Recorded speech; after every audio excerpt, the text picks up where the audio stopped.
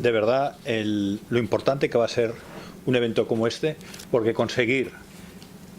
por primera vez en la Comunidad Valenciana y por primera vez a nivel de España que todas las administraciones o todas las instituciones realmente que actúan en la parte internacional se coordinen es fundamental. Yo creo que esto es un ejemplo de a las pymes, sobre todo, no marearlas,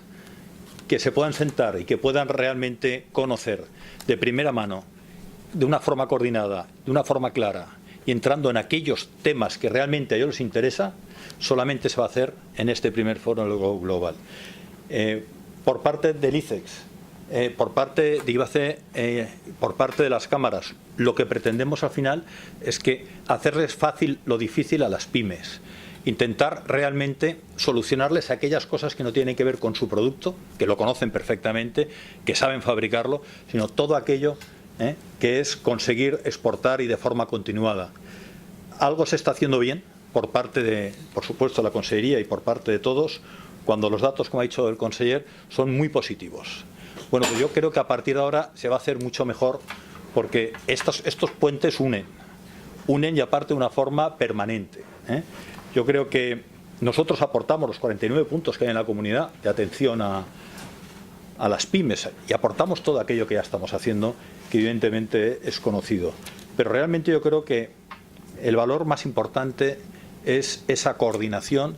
y ese posicionamiento ante las pymes de que los tres organismos, la Administración del Estado, la Consellería y las cámaras de comercio, trabajan en esa línea de apoyar a la pyme en su incremento de exportaciones. Si luego hay internacionalización, fenomenal. Pero tenemos que conseguir crear empleo, tenemos que conseguir apoyar a todas nuestras empresas, estén donde estén, haciéndole ser más competitivas, rebajándole los costes logísticos, rebajándole los costes de comunicación, todo aquello que al final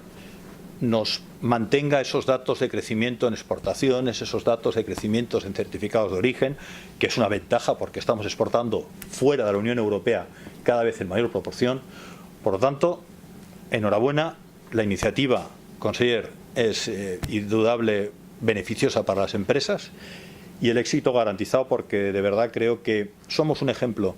en la comunidad de cuando habían, yo creo que llegamos a contar 21 diferentes instituciones, organismos que hacían internacionalización, acá hayan 3 que de verdad aglutinen todo aquello que las empresas. Que encima